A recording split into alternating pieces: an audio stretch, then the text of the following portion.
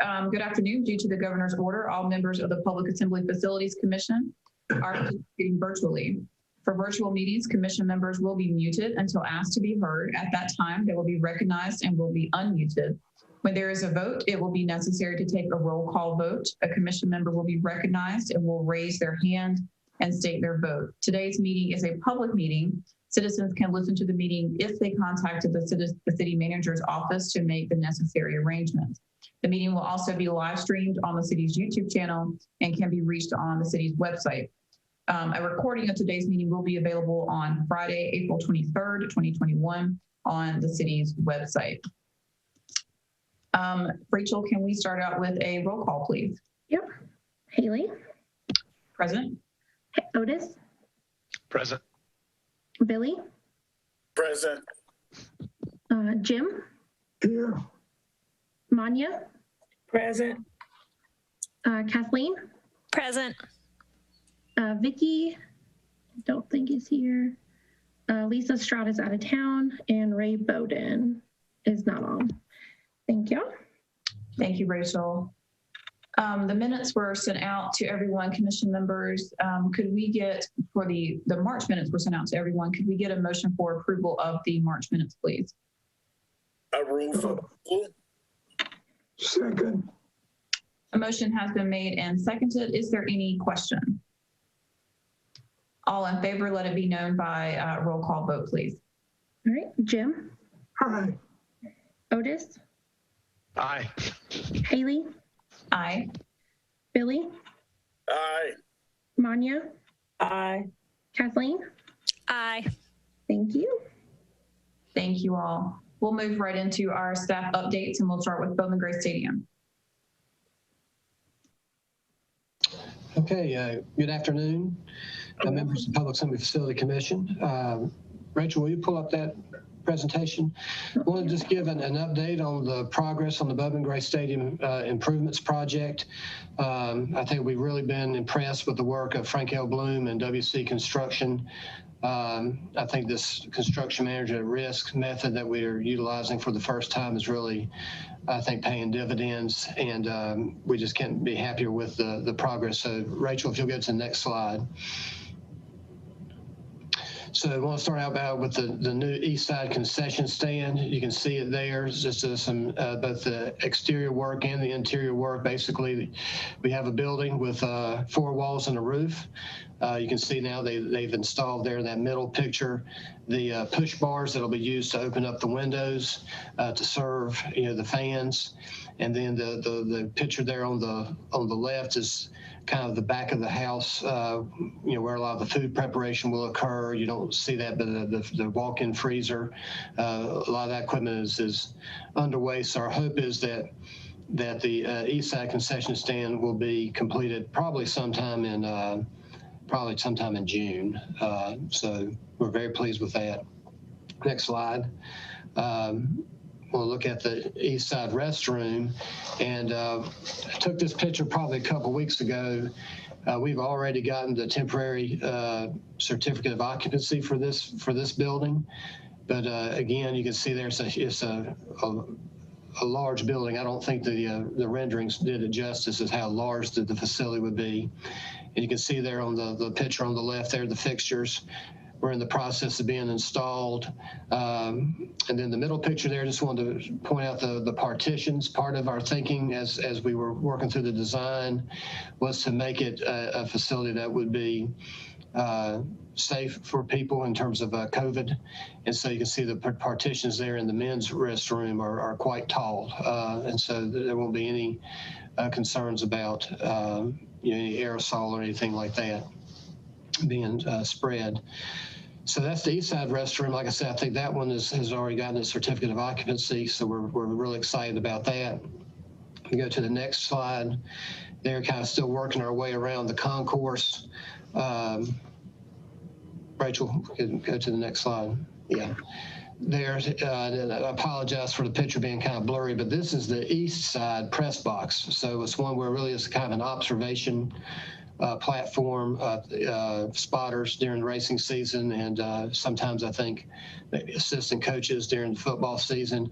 But it's now been repainted. The steel's been repainted. It's been cleaned, so it really looks really, just a real improved appearance there. And again, we were using the red, white colors to tie in the stadium and to tie in with Winston-Salem State and with Bowman Gray Racing.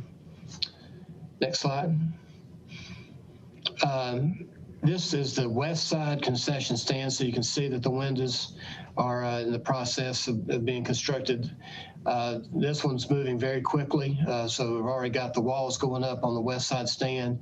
Something I failed to point out with the other stands, if you look at the ground, you can see that the concrete apron that's around the buildings has been laid. We're also putting a binder down on the concourse, which is just an initial overlay, and we'll be going back in and overlay with asphalt, so that's really improved the appearance of the concourse as well.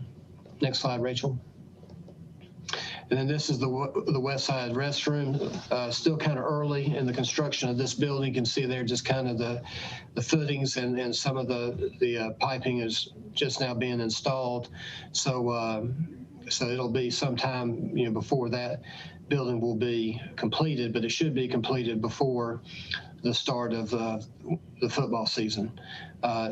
In the meantime, even though we'll have the east side restroom activated when we get around to racing, we probably will bring in some portable restrooms just to make sure that we have enough on site. The one restroom by itself has a sufficient number, but we also want to make it convenient for those who will be sitting on the west side of the stadium. Next slide.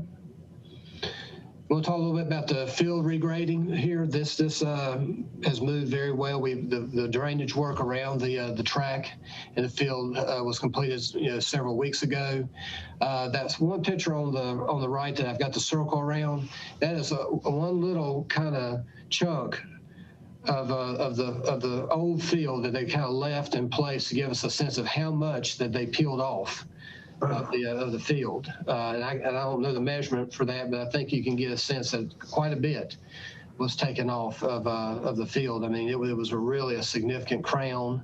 I mean, you couldn't see a person's feet if you were standing on one side of the field looking across to the other. So that regrading was done, and then you can see on those pictures on the left that the sod, this was a couple weeks ago, I believe the sod has been completely installed by now, and the irrigation system is installed, so they've been watering the sod. So we're just very pleased with how this part of the project has progressed.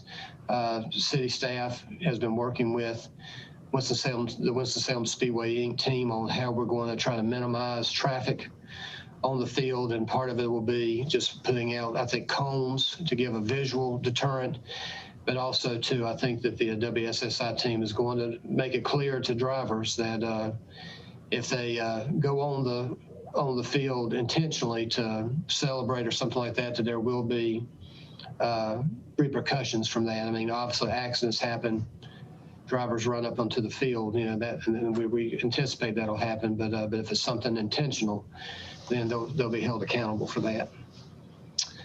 Next slide, and this is the last slide. And this is here very recent.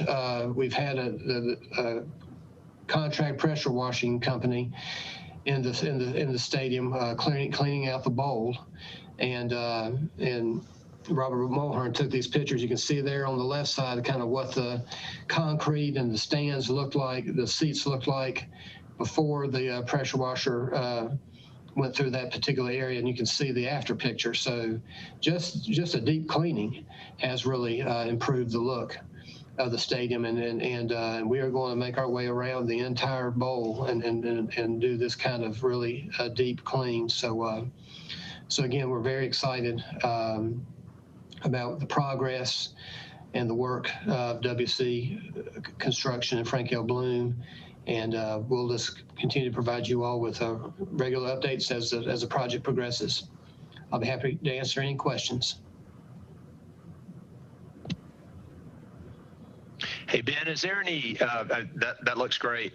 the concrete after the pressure washing, is there recommended a sealant or anything, or is it not really feasible for something of this size?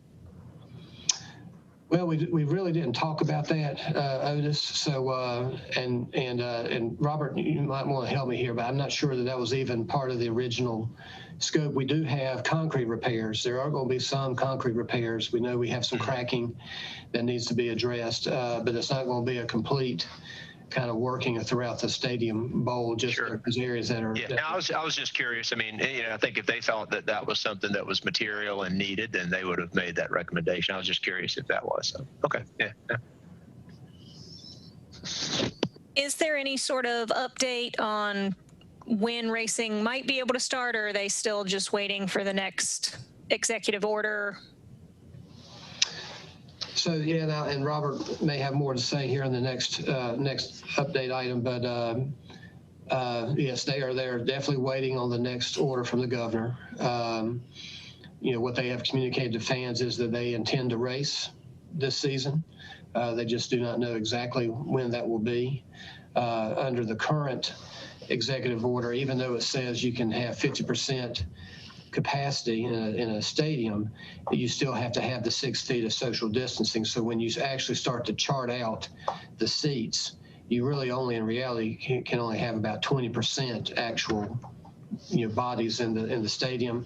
And right now, that doesn't work for them. So we'll be anxiously awaiting the governor's next, I guess, press conference next week.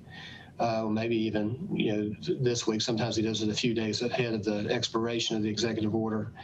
And but we're working with them on identifying, placing dots on the seats and creating a kind of a layout that they can work with when it comes time to really plan. They're going to give us about 2 to 3 weeks notice when they intend to race, so we can get the concession stands, finish getting them prepared, and get our routine for prepping the stadium every week, because that's something we have to coordinate with the contractor. Gotcha. Thank you.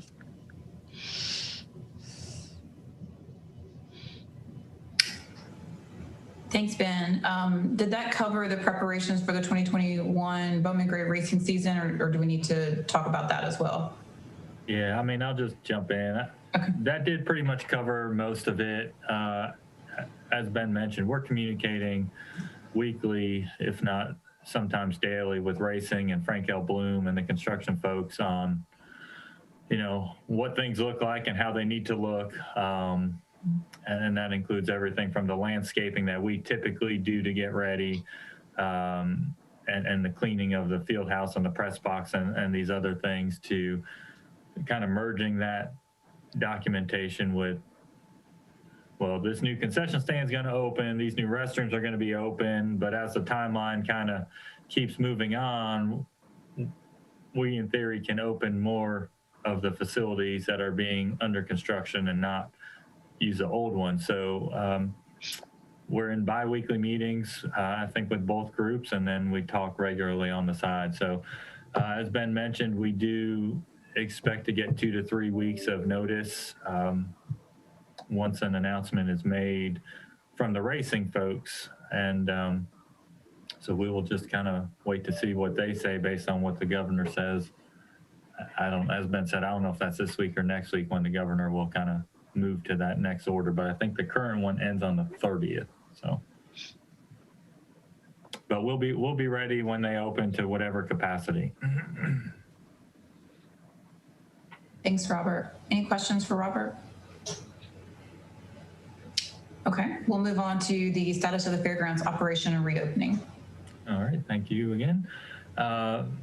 Fairgrounds operations, we still have the vaccine clinic on site. They have been here since January, and there's no necessary end date at this time. I think they're extended through July 31st.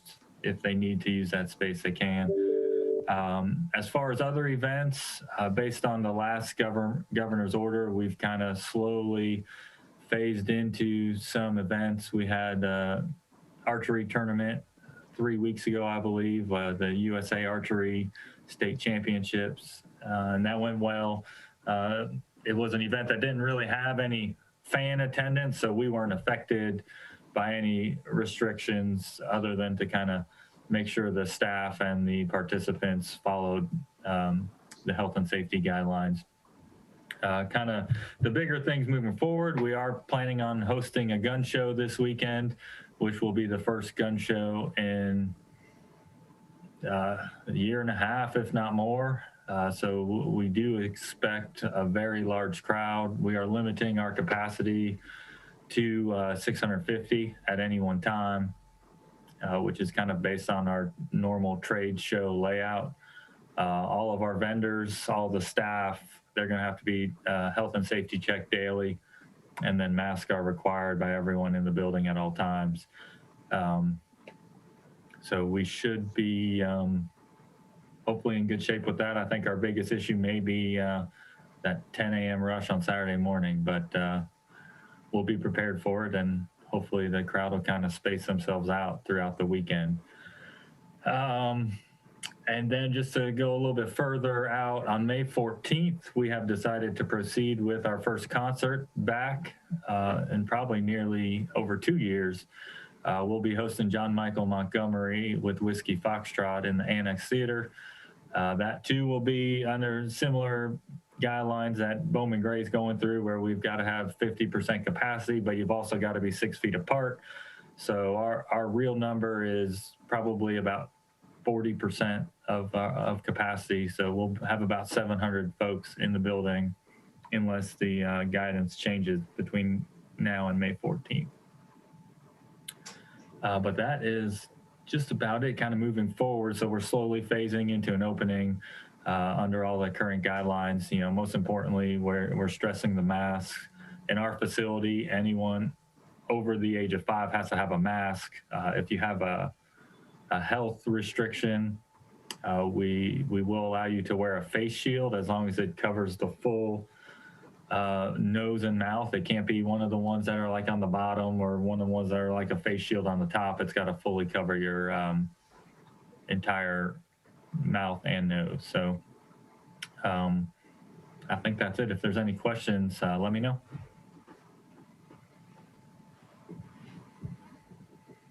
Thank you, Robert. Great, thank you. Carolina Classic Fair. Good afternoon, everyone. We are currently planning as we are going to have a full fair this year. Some of the entertainers that y'all approved last year for the 2020 fair are just kind of rolling over. I don't think you have a list of those, but I'm going to read some of them off. The Robo Cars, the Broom Maker, our Demo Derby, the Rodeo, Chainsaw Artists, Bears of Paradise Ranch. I can get you a full list of those as we update those even more. Those were already signed off on for last year, and those are going to roll over into this year. One thing I'm constantly in contact with our association, entertainers, vendors, keeping them informed and also getting more information on what they've been doing up to this point. And I'm just trying to add it into our planning and scheduling. Right now, we did just, our website did go live, so please check that out. We're working with that. We're also working at building an app. Rachel, I think you've got the catalog cover we can show everyone. This is our competitive entries book cover. Even though we're not actually printing a book, this will be our online book. So I think it turned out great. It showcases our logo and rebranding. And I think hopefully we're going to have lots of categories and entries for the fair. One other thing that we are doing this year, I don't know if any of y'all know, but this is National Volunteer Week. And we have, starting today, we are handing out a vaccine hero package. It's the Carolina Classic Fair package, along with the Fairgrounds and the city of Winston-Salem. There it is. That's the flyer. It's a special edition t-shirt that marketing designed. You get 2 free ride tickets, 2 free fair tickets, and 2 annex ice skating passes. This is for all of the volunteers that have been staffing the vaccine clinic since it's been open. Without these people, I don't know. I think that it's just a great thank you for everyone. Does anyone have any questions about that? Those are starting to be handed out today. And you can redeem them August 2nd through the 10th.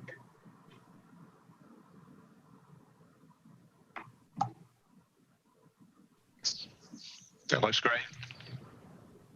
Good. Does anyone have any questions other than about the vaccine fair or anything?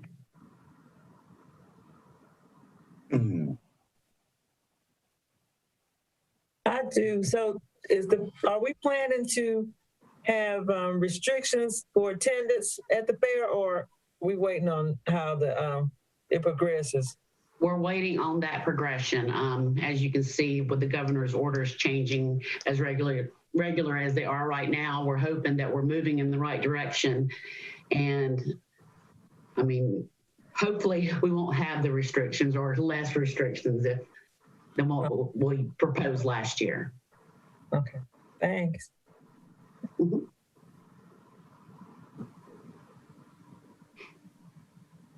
Thanks, Cheryl. Thank you. Grant, can you give us an update on the Bennett, please? The Benton, please. Good afternoon, everybody. So we have had our second official group. We had the Tremaine dance group here in April, went very well. It definitely showed that when the Benton's busy, downtown's busy. It sold out most downtown hotels, and Jimmy John's was out of subs by lunchtime, so on Saturday. So it just proves that when the convention center is busy, it really impacts downtown dramatically. So it's good to have a group. For the most part, no issues with people not following the rules. So let's just hope that continues. Exciting news for the city of Winston-Salem is that the NCAA first and second round men's soccer is coming, and the Benton will host 4 of those teams for food while they're here in Winston-Salem. So that's going to be revenue that we did not anticipate for this month. So they will check in next week, and they start Tuesday through Sunday next week. They'll have pregame meals and breakfast here in the Benton. So that's exciting. And then we start May off the bang with our first trade show group, Rural Water, which will be the 9th of May, 9, 10, and 11. So we're excited to see how the social restrictions work with that and how we've worked through all the one-way traffic and those type things. So May is starting to look like a pretty good month. We also are doing some pretty neat things with the Juvenile Diabetes Gala, where instead of they're doing it all virtual, but they're also selling meal kits, so you can purchase the pre-made food that you can warm up at your house, and that's a way for us to drive revenue here at the Benton. So it's pretty neat. We've been filming for that event. They were here last week. They'll be here this weekend, and then they'll be here live the night of the event, which is on the 15th of May. So we're excited to see some people back in the building. It's fun. So any other questions?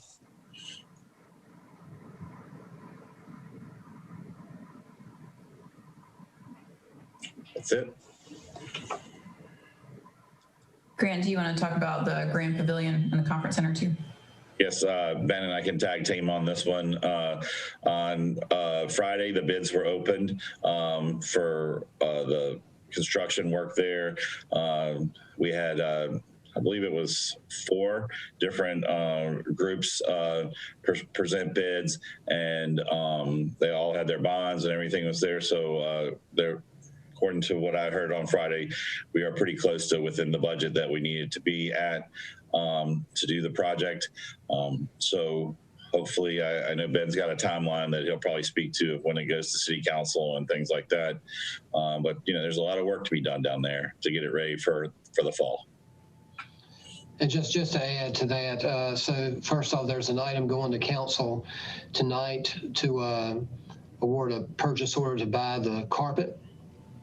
We've determined that it would be best in terms of the timeline for the project for the city to go ahead and buy the carpet that'll be installed in the Grand Pavilion and the Games Ballroom and the area outside of the Games Ballroom. So we're moving forward with that. I think the estimated cost is about $170,000. So as Grant mentioned, bids were opened on this past Friday. Staff will take an item to council in May. And if all goes well, then we hope to award the contract towards the end of May. And if we can get contract documents executed, hopefully we could, the contractor can mobilize and perhaps start working in June. We do have a major event that we're working through that will require the use of the Grand Pavilion and Conference Center. So we're going to have to do some kind of cleanup work around there and make the space functional. Might not be pretty, but make it functional to be able to host this major event.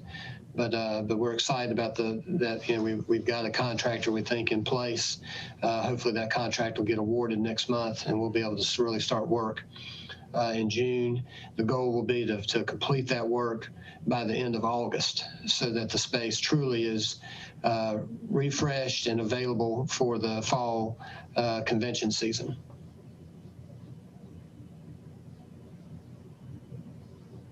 Happy to answer any questions. Thank you, Ben. Commission, any further questions?